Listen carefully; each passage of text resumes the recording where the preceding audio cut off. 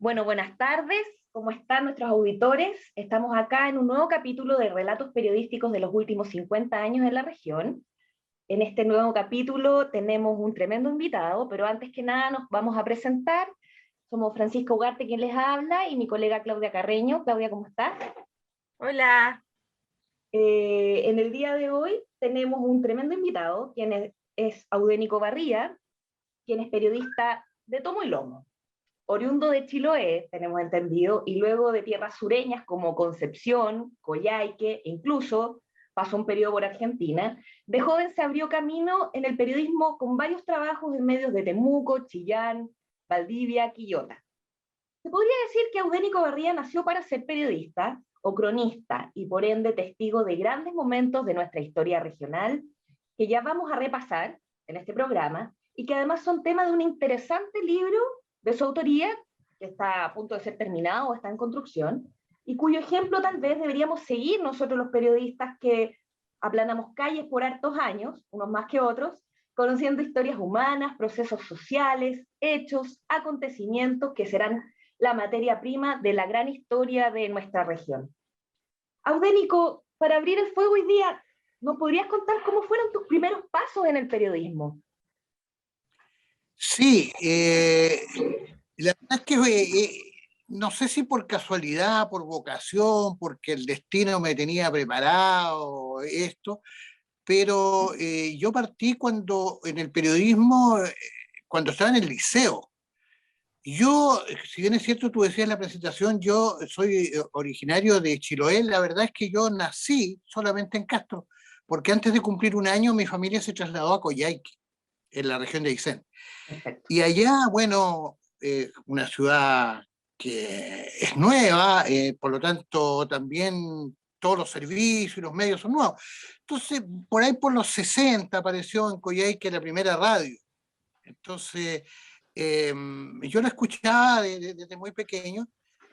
No había televisión en ese tiempo, era la radio, era el medio que unía a la ciudad, digamos, y las noticias llegaban también a través de la radio que tenían más potencia de Santiago y que podían escucharse en Coyhaique. Entonces en el liceo yo me entusiasmé con la parte informativa, empecé a colaborar con algunos pequeños artículos en algunos diarios incipientes locales y después yo entré como dirigente del centro de alumnos, fui invitado por un personaje que es bien conocido a nivel nacional, que fue presidente del Colegio de Periodistas hace muchos años, fue Zenén Conejero. Zenén llegó a Coyhaique a hacer su práctica profesional y llegó a la radio, que es la Radio Patagonia Chilena de Coyhaique, hoy desaparecida. Y él, estando allá haciendo su práctica, tenía un programa que se llamaba Confesiones de la Gente Joven. Entonces, él como dirigente estudiantil, él me llamó a participar, digamos, como panelista. Y encontró que yo tenía entusiasmo en esta cosa del periodismo. Además, yo escribía, tenía un pequeño diario mural del liceo donde escribía. Y fíjate que empecé a escribir y yo ahí me tocó la guerra de los 6 días del Medio Oriente. Y yo las noticias que escuchaba en la radio las copiaba y las colocaba en el diario mural. Nadie los leía, por supuesto. Entonces, bueno, entré como panelista de esa radio y después Zenén terminó su práctica y tenía que volverse a Santiago donde estudiaba y entonces me legó el programa. Me lo dejó, él mismo me invitó a participar en la radio, yo le ayudaba a escribir noticias y ahí me picó el bichito del periodismo que no me lo saqué nunca más. Entonces eso me llevó después a estudiar un poco periodismo, una carrera que se dio, o sea, partí pero no pude completarla porque me tocó por el medio el golpe de Estado, entonces me pilló a mí siendo un joven político militante. Y entonces, bueno, como muchos chilenos, tuvimos que emigrar. Yo tenía 21 años en ese tiempo y tuvimos que salir. Y después retomé, digamos, fuimos completando algunos conocimientos, estudiando en algunos seminarios, en algunas cosas, para completar un poco lo que había quedado trunco en la universidad. Y finalmente fuimos reconocidos legalmente por una ley especial que nos reconoció a los que habíamos tenido ese problema, digamos, académico. Así que después, bueno, yo volví al país, volví a la radio, después inicié una larga carrera, digamos, por distintas partes, tanto radios como diarios. Audénico, y en como detallar tu trayectoria inicial, preguntarte también respecto a eso, ¿cómo marca el golpe y los años de dictadura en lo que va a ser el ejercicio de tu profesión? Y cómo también el ser no de Santiago, el ser de provincia, también cómo marca esa mirada para redactar, para escribir, para investigar, para asumir lo que es la vida de un joven reportero. Cómo esos dos factores, o quizás más, un poco conjugan tu forma de ser como profesional. Bueno, yo después del golpe fui bastante perseguido, ¿no? Mi hermano, bueno, mi casa fue allanada. Ahí viví una cuestión de contradicciones tremendas. Después, lo voy a narrar más adelante, pero yo vivía frente al regimiento de Coyhaique, digamos, siempre vivía ahí. Y bueno, militares allanaron mi casa, detuvieron a mi hermano Nelson, que era el mayor que yo, 3 años, y bueno, él fue detenido, fue torturado, eh, relegado. Yo alcancé a escapar a Argentina, estuve en Comodoro Rivadavia y ahí, bueno, llegué como inmigrante, como perseguido, no tenía documentos, entonces no podía trabajar legalmente en algunas partes, tenía que hacer trabajos menores. Fue bastante precario a mi vida durante ese tiempo, hasta que yo finalmente volví un poco llamado por mi madre, además después que murió, a mí me tocó estar en Argentina cuando murió el presidente Perón. Y cuando murió el presidente Perón, entonces asumió la esposa de entonces, doña Isabelita, Uh-huh. y doña Isabelita tenía un ministro, López Rega, que era el que llevaba un poco la batuta de su gobierno, pero López Rega había creado una facción de la AAA, que era un grupo anticomunista argentino, y empezaron a desaparecer muchos compañeros, tanto así que yo me tuve que devolver a Chile con bastante problemas, digamos. Finalmente pude volver a trabajar en la radio donde trabajaba, pero con mucha vigilancia.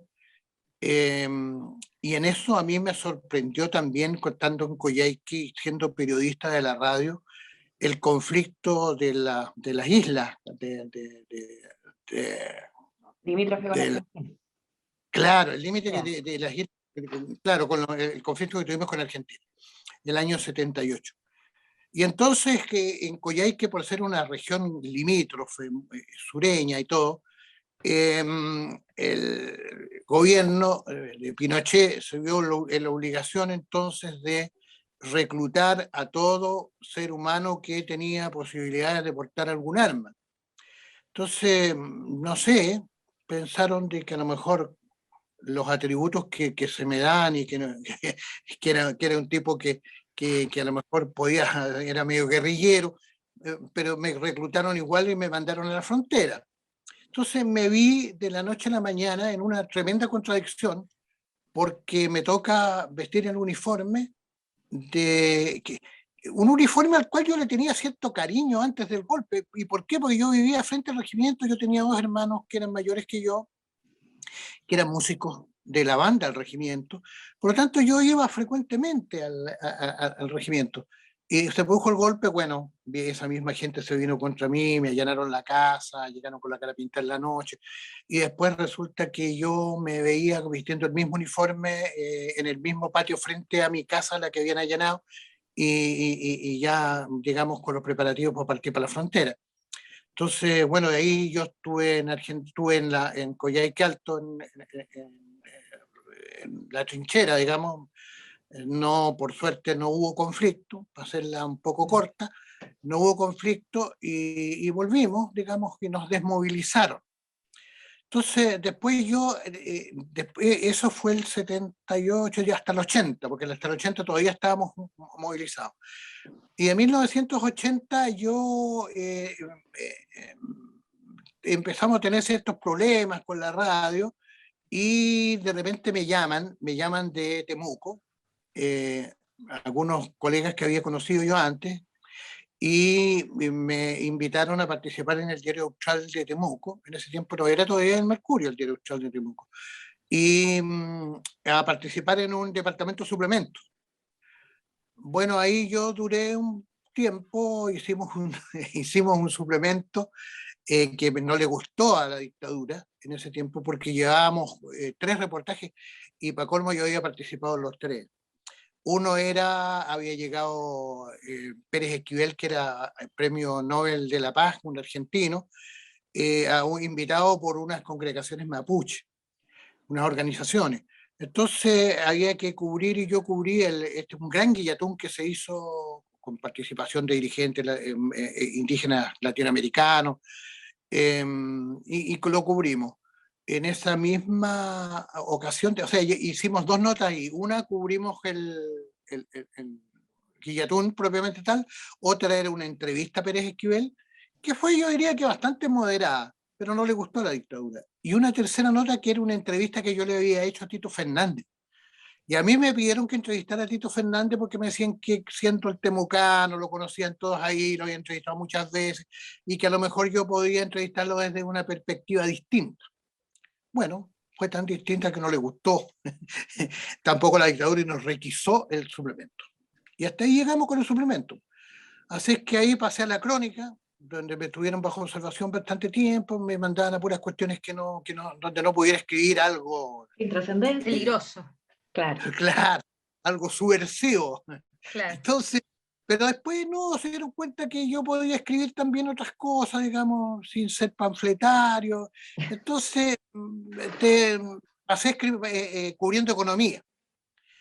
Y de ahí entonces ahí me trasladé a un diario que se llamaba 24 Horas, que apareció en Valdivia, y uno de los propietarios de ese diario 24 Horas era Roberto Silva, que había creado en Quillota El Observador. El Observador, claro. Exacto.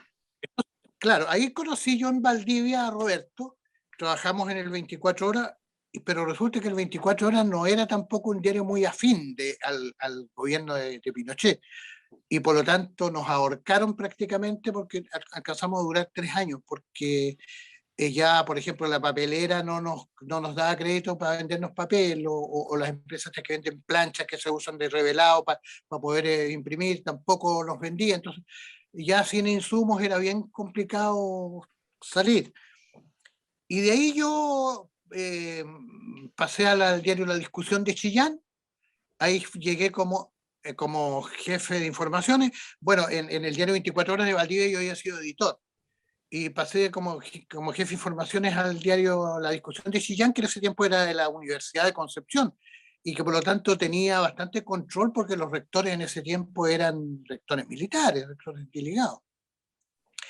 Así que ahí estuve en la discusión, ahí me tocó participar ahí abrimos, nosotros me tocó trabajar con Enanose Santa María, un periodista bastante famoso en ese tiempo en Chile, falleció ya Hernán, y nos permitimos, digamos, empezar a abrir de a poquito la puerta política. Empezamos a entrevistar a los dirigentes políticos y todo, y ahí nos dimos cuenta de que nos iban a echar.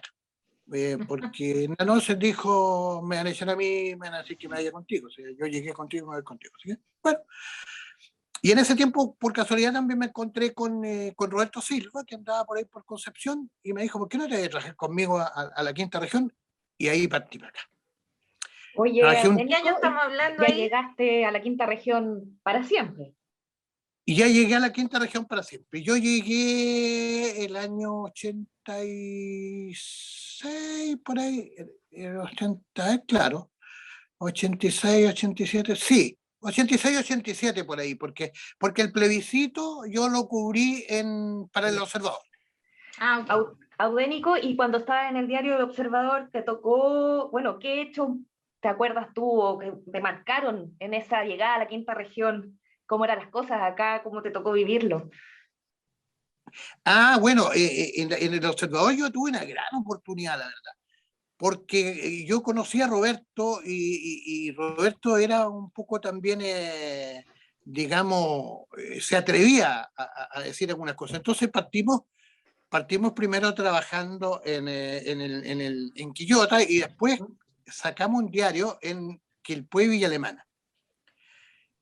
Y entonces empezamos a investigar cosas que hasta el momento se mantenían un poco en silencio, cosas, abusos, ese tipo de cosas que pasaban y que no se decían mucho. Entonces, bueno, había un alcalde que era un alcalde designado, un señor Márquez, que había participado en Patria y Libertad, en algunos otros grupos bien de derecha, y resulta que empezaron a llegar denuncias respecto de cómo había sido la participación de la municipalidad en la campaña del sí y el no. Entonces, habían ahí unos gastos, se pagaron muchas cosas, incluso activistas para el sí con platas municipales. Entonces empezamos a investigarlo y realmente terminamos descubriendo una serie de fraudes que hicieron de que Márquez tuviera que renunciar, digamos, a la alcaldía. Pero también, por ejemplo, como muestra el primer número que hicimos del Observador en el Villa Alemana y Quilpué, uno de los titulares se refería a la denuncia de una niña de 12, 13 años, no tal vez un poquito más, 16, pero que había sido trabajada como empleada en una casa y la habían acusado de la habían visto a ella participar en algunos grupos del no, y el patrón la acusó de haberle robado unos elementos, una máquina de escribir y cosas.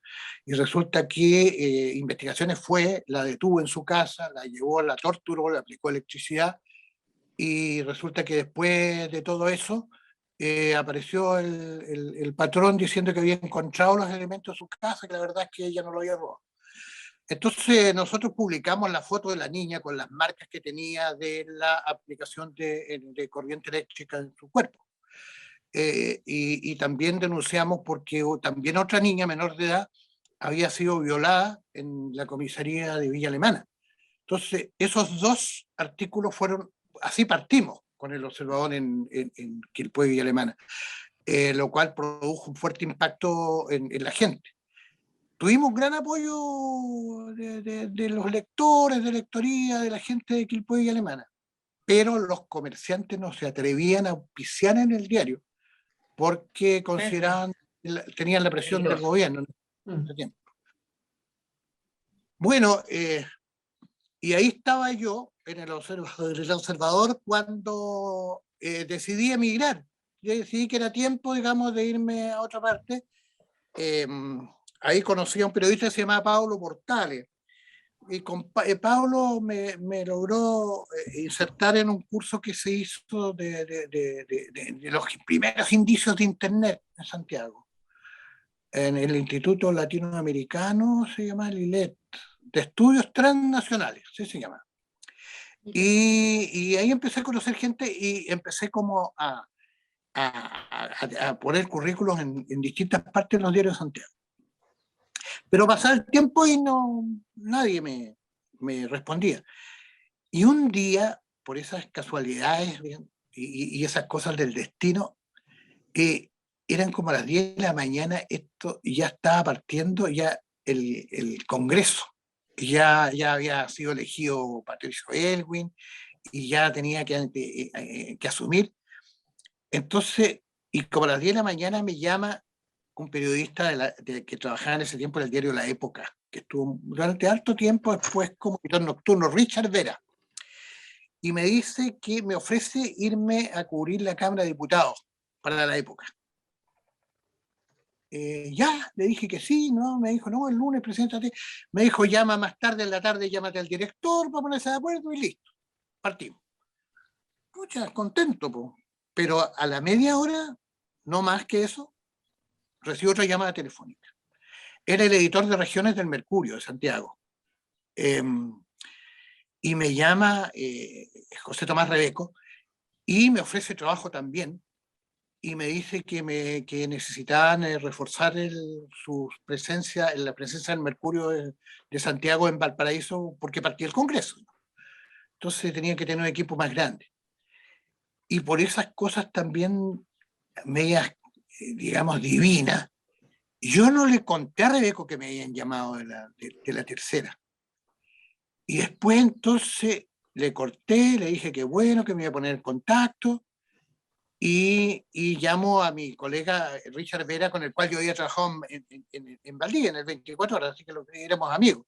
Y le cuento, le digo, oye Richard, resulta que me llamaron también del Mercurio. Entonces me dice, no, le dice, no te pierdas, me dice, ándate al Mercurio nomás. El Mercurio es un diario mucho más sólido, con más historia, más grande, digamos. Audénico, Y ya, ¿no sí. ¿no tenías alguna aprensión de trabajar en el Mercurio, sabiendo en el fondo la línea política que tenían en esa época? Y yo no tenía la aprehensión, yo pensé que la aprehensión la podía tener el diario contra mí. Así es que yo me presenté, me dijeron y empecé a trabajar en el Mercurio. Y fíjate que yo le dije a Rebeco, le dije quién era, pues le dije, oye, pero a lo mejor tú no sabes quién soy yo y tengo todo eso. Y me dijo, si me vas a hablar de la parte política, tenemos aquí todos tus antecedentes. Ah, bien. Ah, bien. Me dijo, nosotros no tenemos problema.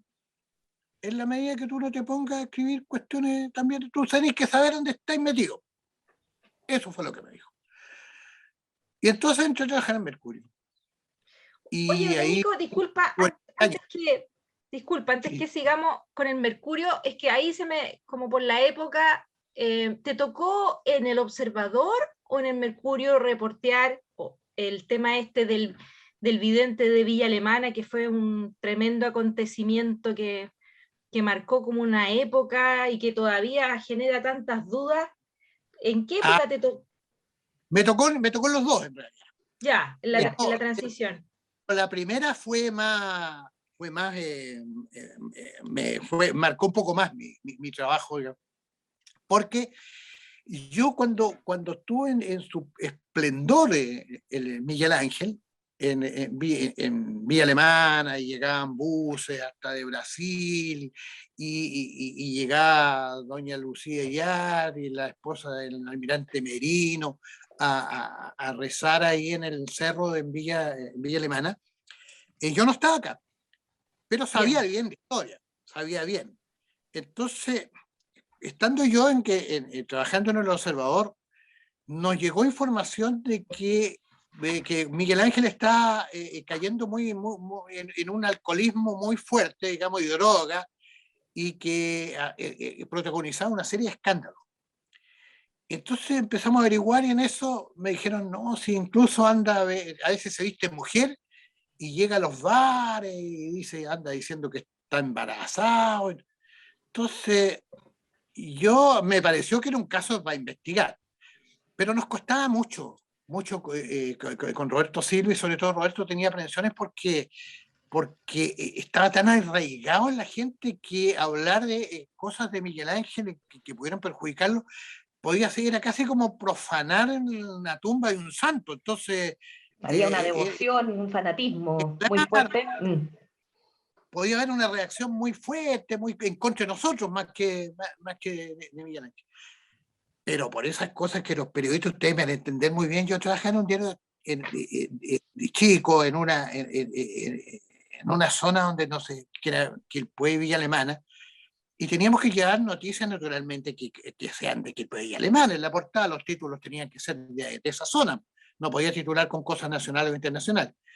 Y por lo tanto, no siempre había noticias importantes. Y un día viernes yo me sentí un poco acorralado porque no tenían con qué titular mi diario. Entonces dije, no, le pedí a Patricio Rojas, que era que trabajaba conmigo, después él sacó un diario que se llamaba Ruta 62 ahí en Quilpué, trabajaba conmigo y me oficiaba a veces de fotógrafo. Entonces le dije, oye, yo voy a ir a la casa de Miguel Ángel, que vivía por ahí por Rumié, por ahí por la estación Rumié, por ahí vivía en la casa de un ex carabinero. Pero no sabíamos dónde vivía. Entonces dije, yo lo voy a ir a buscar nomás porque lo voy a tirar nomás, voy a desenmascararlo de una, ¿no? Entonces dije, como, si lo encuentro, lo encuentro. Entonces voy. Y antes déjeme decirle un paréntesis, yo le pregunté a la policía de la época, le pregunté si sabían algo de Miguel Ángel, que andaba vestido mujer y que andaba muchas veces drogado. Entonces me recomendaron, así decentemente, un poco con eufemismo, de que no me metiera porque ahí estaba metida la CNI, había muerto un sacerdote que había ayudado a Miguel Ángel y que todavía había aparecido muerto, entonces que era riesgoso. Pero yo ya no tenía a esa altura, no tenía tanto miedo, entonces dije, voy nomás, voy a la casa, fui con Patricio Rojas. Entonces golpeó la puerta y salió una niña. Y yo había visto fotos de Miguel Ángel, yo no lo conocía. Sale una niña, buena moza, y yo quedé pensando que este es Miguel Ángel. Y le pregunté, le dije, ¿Miguel Ángel? Entonces me dice, no, voy a preguntarle si lo puede recibir. Entonces, ahí sí sale después Miguel Ángel con una manta blanca que ocultaba, pero no mucho, digamos que tenía senos prominentes. Y, y ya no era la figura de la foto que yo había visto. Era una persona de una cara redonda, con el pelo largo, y venía dando vuelta en la mano un monedero bien femenino. Entonces me preguntó, me dijo, sí, ¿qué quieres saber? Yo, y entonces entré, como lo hacemos los periodistas siempre, un poco por las ramas, para no asustarlo. Y aprovechar, digamos, de que Patricio Rojas le tomara fotos, porque eran las primeras fotos donde él iba a aparecer mostrando su nuevo look. Entonces, le pregunté primero si había visto a la Virgen, me dijo que sí, me contó una serie de historias, cuando yo ya calculé que Patricio Rojas había tomado suficientes fotos, entonces le pregunté, le dije, oye, ¿qué andan diciendo de que te cambiaste de sexo? Le pregunto. Entonces me responde abiertamente, me dice, ¿cómo me iba a cambiar de sexo si yo siempre fui mujer? Me dice eso y yo veo el titular de mi diario, o sea, ese era el título. Claro, Obviamente, me acababa de dar el título del diario. así es. Y ahí me contó una serie de historias inverosímiles. Dijo que él siempre es su mujer, yo le dije si eso lo podía acreditar, digamos, con algún documento médico. Me dijo que sí, me mostró un certificado de un médico de Neuquén, un médico argentino, y el documento que le tomamos fotos tenía el nombre del médico, un número de teléfono. Entonces, bueno, y yo llamé a Neuquén para hablar con el médico, que no apareció nunca, digamos, no aparecía, no, ya nadie lo conocía, era un documento falso. Y publicamos la noticia. Miguel Ángel, la última revelación de Miguel Ángel, algo así decía, pero el título era Miguel Ángel, siempre fui mujer. Y colocamos las fotos de Miguel Ángel que todos conocían, digamos, y esta otra foto donde aparecía con su nueva figura femenina. Bueno, esto salió el día viernes, un día viernes publicado, porque nosotros salíamos con el diario de Quilpué Alemán el día viernes.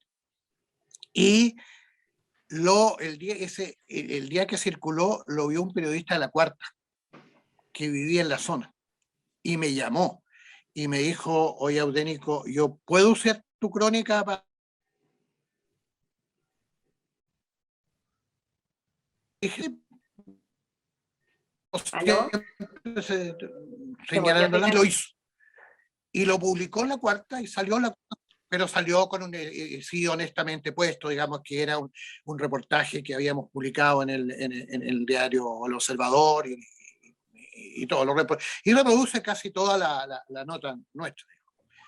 Y ahí, bueno, ya, ahí ya quedó la embarrada en el Nacional, vinieron todos los medios, vino la televisión, y todo, pero nadie más que la Cuarta señaló que habíamos sido nosotros como Claro. observadores los que vamos la cuestión. Nadie más. Entonces, finalmente quedó ahí. Pero por suerte tengo los documentos y todas estas cosas. Oye, Acreditan, digamos. Eudenico, y entonces después tú llegas al Mercurio, como nos contabas, y me imagino que también te tocaron. Yo me acuerdo de aquellos años en que me tocó conocerte desde hace muchos años y pucha, que pasaron cosas en la quinta región. Yo creo que si uno, bueno, yo sé que que escribiste un libro y tuviste la providencia de acordarte y de tomar nota de todas esas cosas que a veces los periodistas se nos van en el día a día, en la locura del día a día, uno se le va olvidando los detalles de las cosas. Pero pucha, que pasaron cosas en esa época en la quinta región. Me gustaría saber las que tú destacas, las más importantes de acuerdo a tu memoria, lo que te impactó a ti en aquellos años. Sí, bueno, en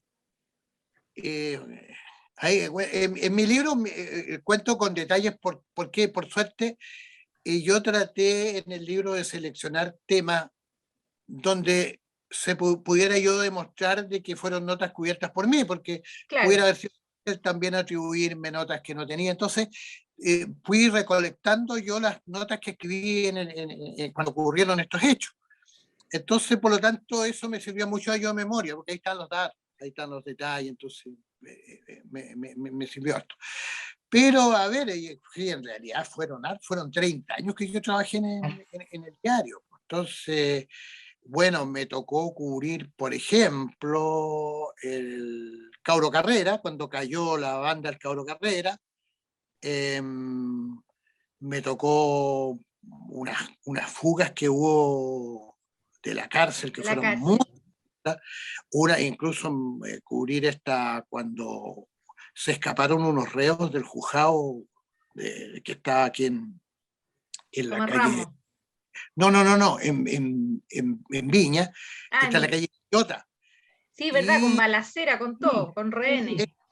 se escaparon de ahí, del calabozo del juzgado, mataron a un gendarme, le quitaron las armas, salieron con las armas de los gendarmes, con una UCI, se subieron una micro, no, fue violenta, digamos, violenta y esas cosas que tuvimos que los periodistas, pues, porque fue tipo 4 o 5 de la tarde. Entonces, a esa hora yo no alcancé a escribir, nada, entonces lo tuve que dictar. Entonces ya por suerte tenía bastante oficio como para poder redactar en la mente, digamos, ir dictando una nota redactada, ya. Y tú tenías Entonces, que dictarle a alguien que te recibía el texto ya, desde Santiago. exactamente, porque estaba en la calle, estaba todavía, No había como tiempo. dice, información en evolución, caso en evolución. Entonces, bueno, me tocó eso, me tocó la muerte del almirante Merino, que fue también complicada porque el almirante Merino, antes de su fallecimiento, estuvo varias veces internado en el hospital naval y Altas con riesgo falsas vital, alarmas. claro. Y estas alarmas y estas internaciones que él tenía en el hospital naval ocurrían generalmente los viernes, entonces era muy complicado para los periodistas porque sabíamos que teníamos que estar hasta tarde, hasta muy tarde, y teníamos que a veces el fin de semana completo hacer prácticamente vigilancia. Claro, guardia. De tal manera que después, bueno, el día que falleció el almirante Merino, nosotros nos confirmaron con embargo, como se llama, que no podíamos publicarlo, sino hasta la medianoche. Pero el embargo me permitía a mí, como diario, las radios no podían dar ninguna información, la televisión tampoco, pero como diario me permitía a mí poder que la gente de documentación y todo en Santiago pudieran ir preparando todo el material de bibliográfico y todo. Claro, te daba ventaja. Claro, lo que podíamos decir de Merino, lo que había hecho, lo que había dicho. Entonces, bueno, eso, la nota también la tuve que dictar directamente del Hospital Naval ya pasada la medianoche del día que falleció. Entonces, fueron cuestiones que marcaron bastante. Después, por ejemplo, me tocó viajar, Disculpa, ¿te tocó la operación Océano, Audénico? La toda famosa operación. toda la operación Océano, toda la operación Océano. Me tocó, eh, y fíjese que el principal implicado, que era un señor de apellido Lozada, después de toda la cobertura, nadie se atrevía a llamarlo porque generalmente la gente que aparece mencionada y que es investigada por este tipo de delitos, que era el narcotráfico, generalmente se molesta mucho con la prensa. Pero yo dije, no voy a llamar. Si me reta nomás. Ustedes ¿Qué ni se siquiera me pierde? molestaba porque yo sabía que es una reacción casi natural. Pero me encontré con la sorpresa que no. Y me dijo, yo leí toda su nota. Y encuentro que las cubrió, digamos, eh, poniendo todos los ángulos. Así que me dio una entrevista. Así que son buenos pequeños detalles. Me tocó, por ejemplo, también en el Vaticano cuando asumió El el cardenal. cardenal Medina. Ya. El cardenal Medina asumió y yo estaba, pero yo no fui a cubrir, no me mandaron a cubrir. Yo andaba de vacaciones con mi esposa y estaba en Ah, Italia. mire. Y estaba en Italia y fuimos al Vaticano y estábamos en una misa en la catedral, en la Basílica de San Pedro. Y de repente mi esposa, que tiene mejor vista que yo, me dijo, oye, porque entre los que están oficiando la misa habían como 12 cardenales. Y me dijo, ay, está Medina ahí. Entonces andábamos con una cámara de video y pudimos usar el Zoom para poder acercarlo y sí, efectivamente era Medina. Entonces yo le dije a mi esposa, esperemos que termine la misa, a ver si le puedo hacer una nota. Y lo esperamos. Y después salió, digamos, se sacó los ornamentos y todo, y yo lo estaba esperando afuera, y entonces él me conocía porque había sido obispo de Valparaíso. Claro. Entonces me recibió muy amable y Medina me mostró el Vaticano, en la parte de la basílica, me lo mostró un poco por dentro, donde habitualmente no pasan los turistas. Entonces me sirvió bastante esa experiencia. O sea Bueno, que tú ni de turista te relajabas y seguías siendo reportero. no, yo vi que era oportuno Uno, hacer una nota. Él había asumido, digamos, en la curia romana, por lo tanto era un personaje importante a nivel internacional y en Chile. Así es que bien, lo pude despachar, me favoreció el horario porque yo tuve que viajar a España y desde Madrid despaché la nota y me la publicaron al otro día en el diario. Bueno, cuento también y debo reconocer de que a la vuelta el Mercurio consideró, me valoró ese gesto, digamos, y me aumentaron un poco el sueldo. muy Muy bien, bien. muy Bueno, bien. merecido, ¿no? Sí, claro. Bueno, también me tocó cubrir una vez también, que es bastante anecdótico, porque yo andaba como muchos periodistas, a lo mejor a ustedes mismos, a la Claudia, a lo mejor le tocó en alguna oportunidad. Viajábamos con la gente de la municipalidad de Viña a Mendoza, porque allá se hacían campañas digamos, llamando a los turistas para la época estival para que vengan a visitar Viña. Y en ese tiempo andábamos con el alcalde que era Santibáñez. Y andábamos cubriendo una cuestión que era bien como freak, o sea, era una cosa de turismo. Y estábamos viendo las noticias, estábamos en San Juan, cuando de repente se produce una explosión de una fábrica militar en Córdoba.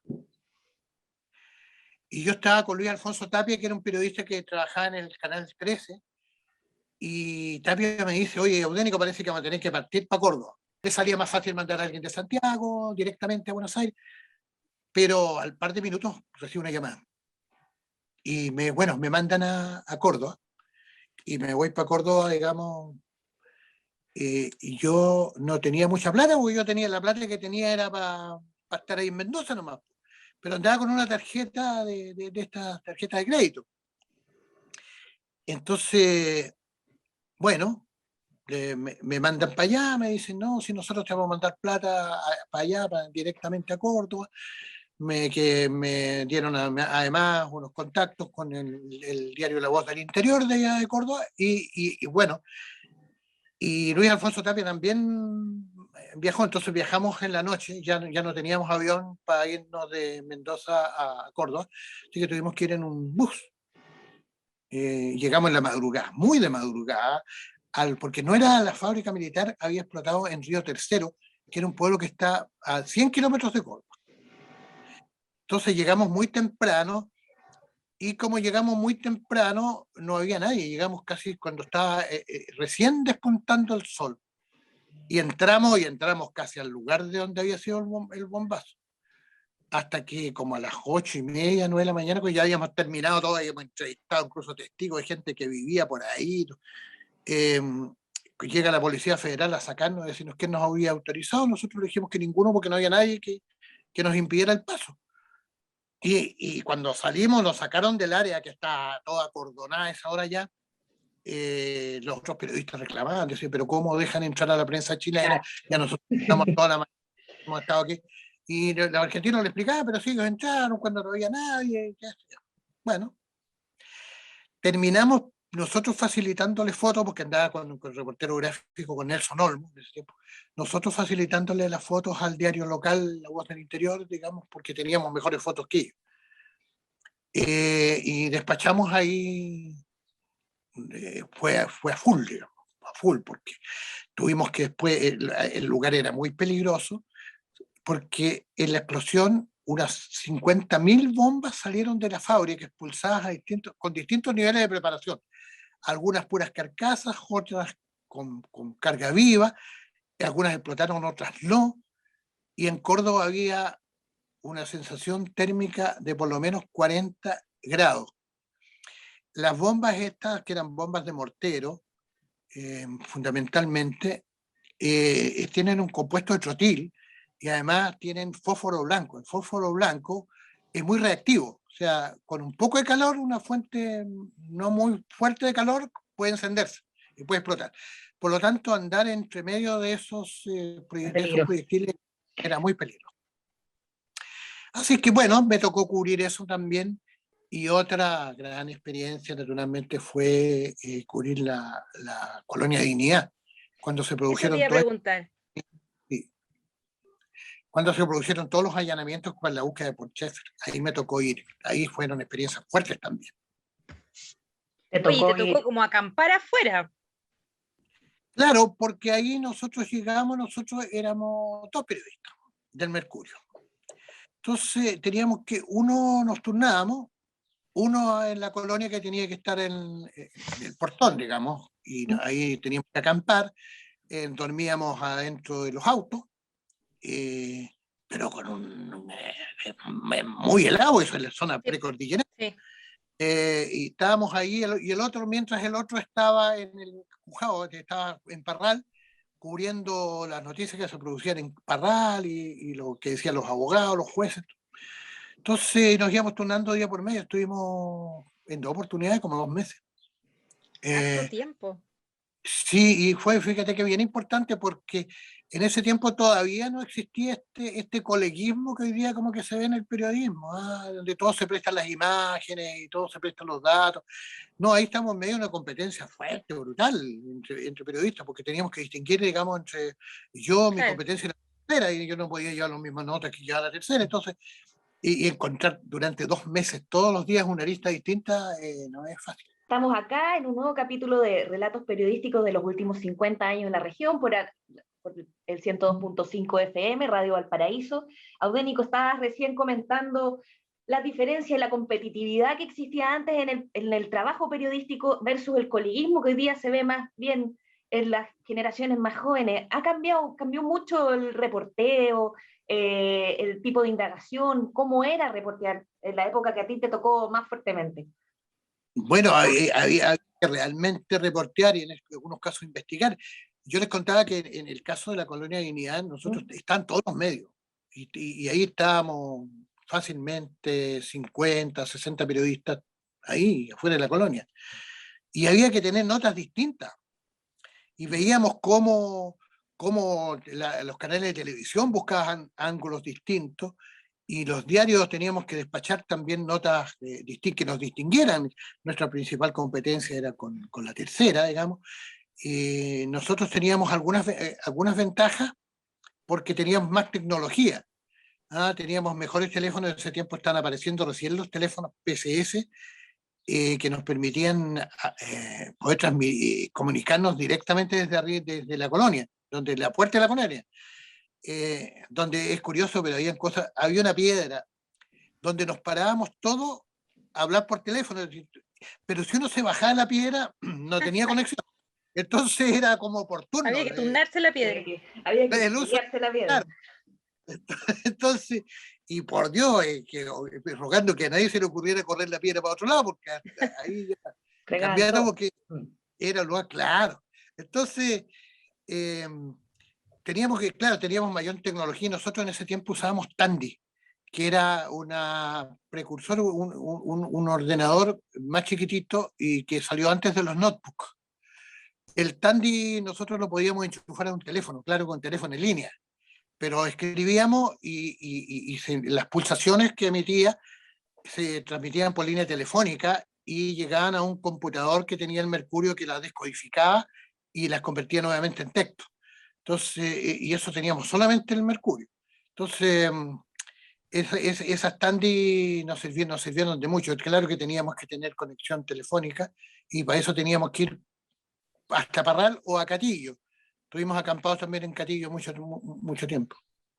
Oye, Eudénico, y respecto a eso que tú cuentas de todas estas situaciones adversas, pasar frío, no poder ir a un baño decente, comerse un pan con lo que sea, a uno le tiene como que gustar ese estilo de vida, ¿o no? Para llevar este estilo reporteril a ese extremo, porque trasnochar, qué sé yo, de repente me imagino yo tener conflicto hasta con la esposa o el marido, porque uno en el fondo como que la sangre te llama para estar ahí cuando están pasando estos hechos. ¿Cómo fue para ti eso?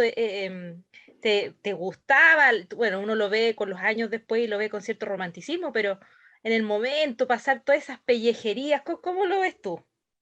No, terrible, pero soportable porque la adrenalina misma de estar ahí, digamos, con allanamientos que no sabíamos a qué horas eran los allanamientos, con la gente de la colonia en contra, que nos vigilaban.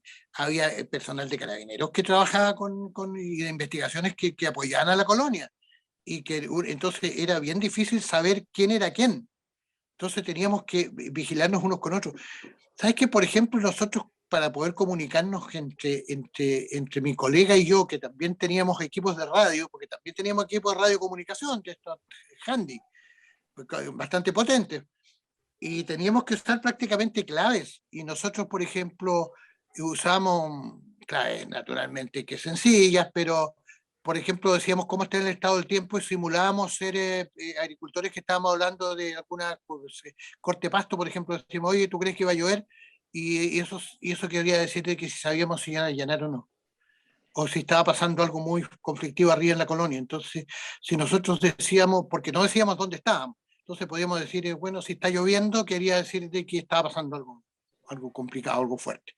Entonces era como muy complicado, pero lo de la familia era fuerte porque mis hijos eran chicos, bastante chicos, y yo tenía que estar, bueno, ahí, pero eh, eso, te pasa la cuenta después cuando tú, en mi caso que ya estoy jubilado, me pasa la cuenta porque uno se da cuenta que se perdió muchas etapas de la vida de tus hijos.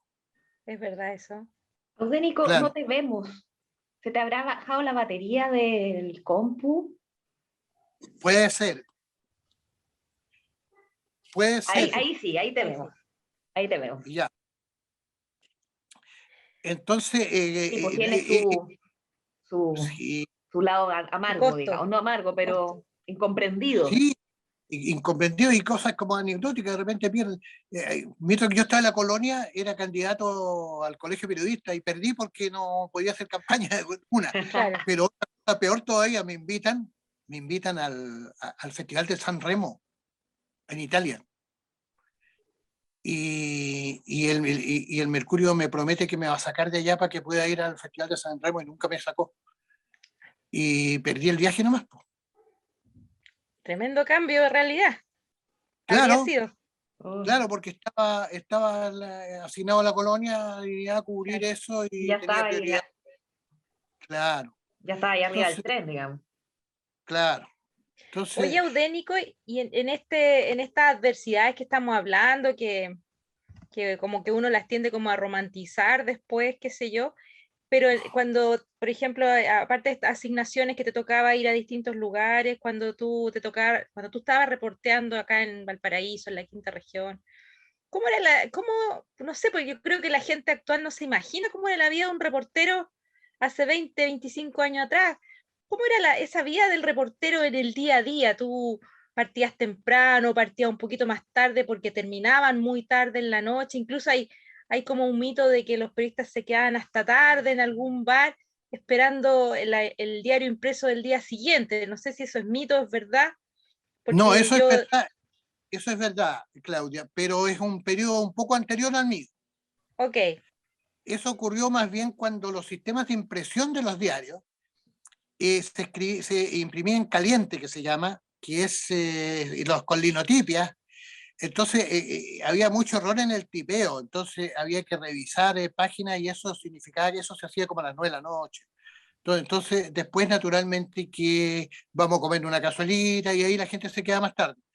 Pero después ya mi época ya era como impresión en frío y ya uno se podía ir un poco más temprano, excepto que ocurrieran cosas, como por ejemplo claro. cuando trasladaron a los reos de la cárcel de Valparaíso, trabajamos toda la noche y al otro día tuvimos que tomar desayuno en el diario y seguir trabajando, Claro. sin dormir nada, absolutamente nada.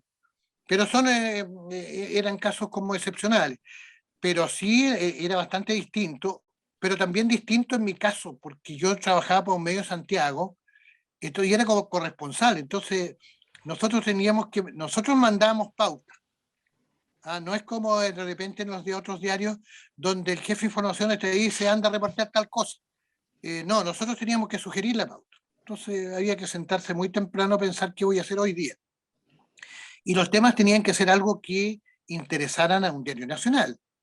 Entonces, y también significaba por el hecho de ser corresponsales, de que la jornada de trabajo no se terminaba a las 8 de la noche.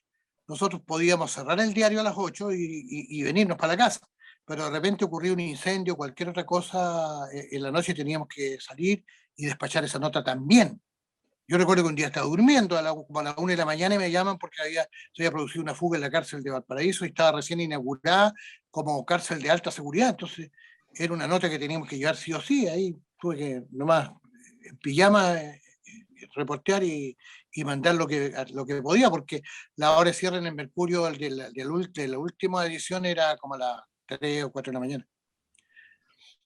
Ahora, Entonces, sí, uno también le tocaba en esa época, me acuerdo, aplanar harta calle, porque ahora uno ve cómo son las prácticas de los jóvenes colegas que más se acercan al reporteo virtual, ¿no? El WhatsApp, uno se mete a internet, está todo el background de la noticia, pero en ese tiempo uno pasaba en la pura calle y además tenía que como seducir a sus fuentes, porque uno tenía estas fuentes escondidas, secretas, que le iban a uno proveyendo información y uno tenía que mantenerlas contentas, pues tenía uno que de repente ir a saludarlas, no sé, dejarle un chocolatito. ¿Te tocó a ti también esto de aplanar calles y estar ahí en la fuente, al cateo a la laucha?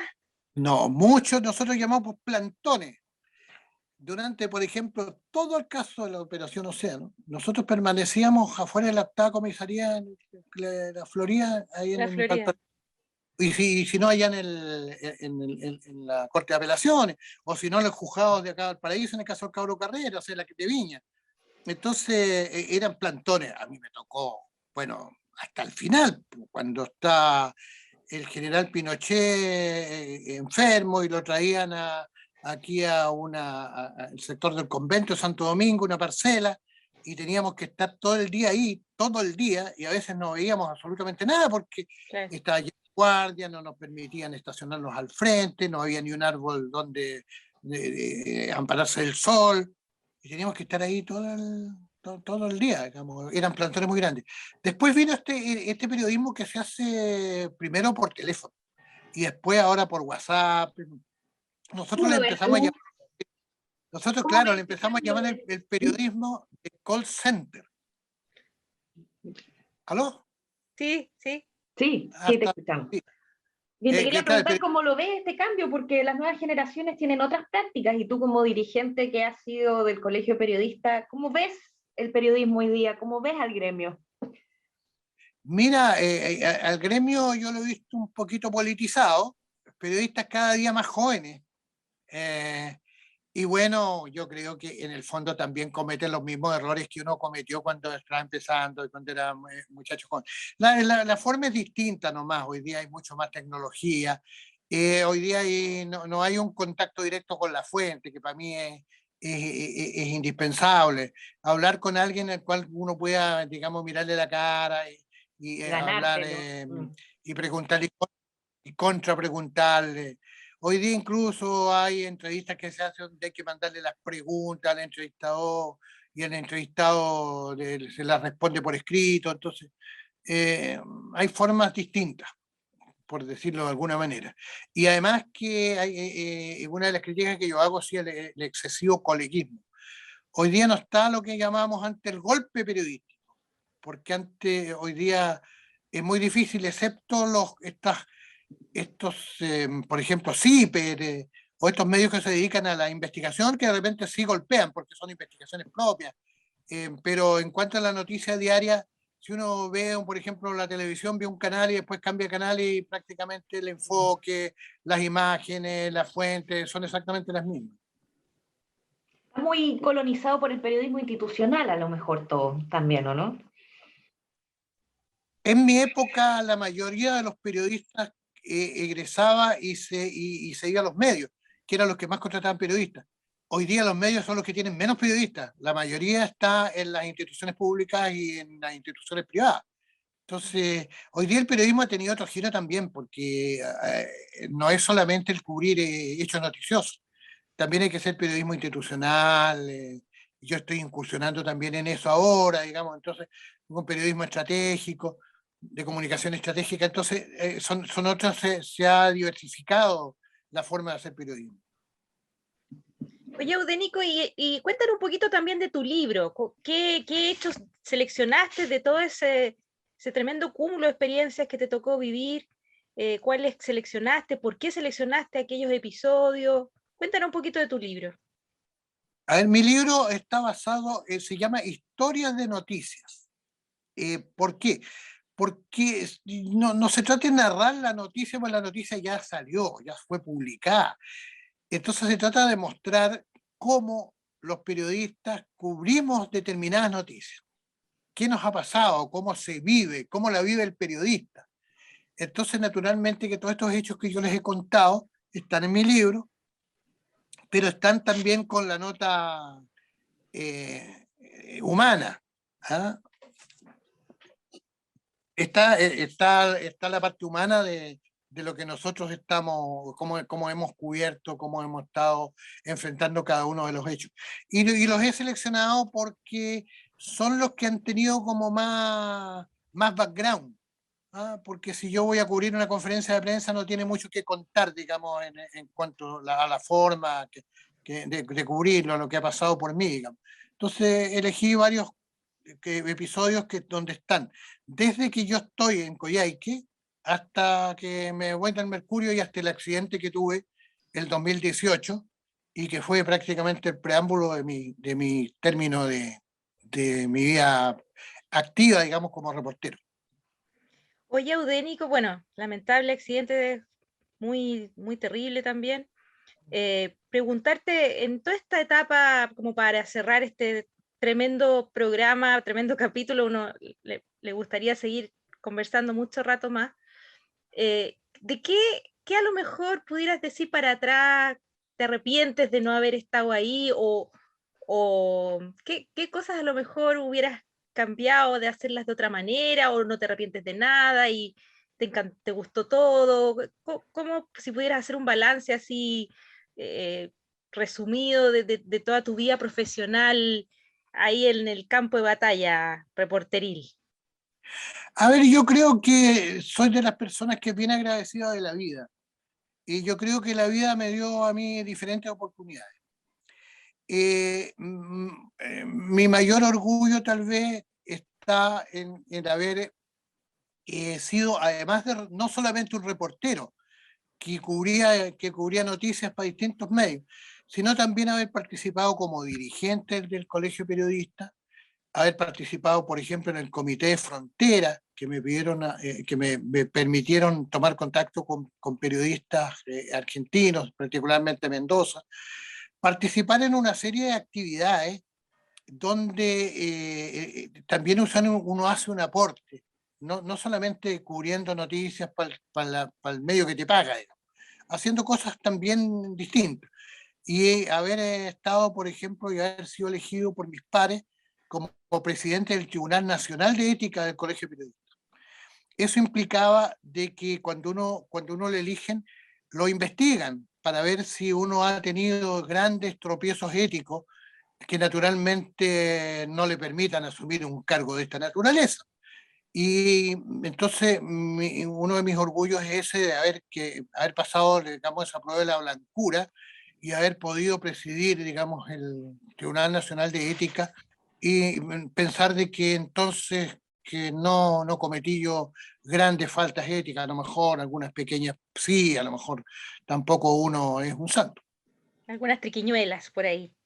Claro, algunas omisiones, algún tipo de cosas de ese tipo, pero no haber participado en cuestiones que pongan en duda, digamos, tu honestidad y tu credibilidad. Perfecto, Audénico. Bueno, te queremos agradecer esta entrevista, Audénico Barría, eximio periodista de la Quinta Región durante hartas décadas de este siglo, un tremendo profesor además para las generaciones. Y yo creo que me tocó aprender mucho de ti en la calle, con una gran admiración por ti y por tus colegas del Mercurio de Santiago.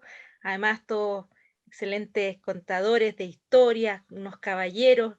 La verdad es que me parece que tu legado es inapreciable y bueno, estaremos ahí atentos a tu libro y también ojalá que las generaciones de periodistas que están en las universidades también tengan acceso a este texto para que se apasionen por esto, por esta profesión que la verdad es que uno tiene que tenerla como en la sangre para poder desarrollarla y con todos esos sacrificios que además tú contabas.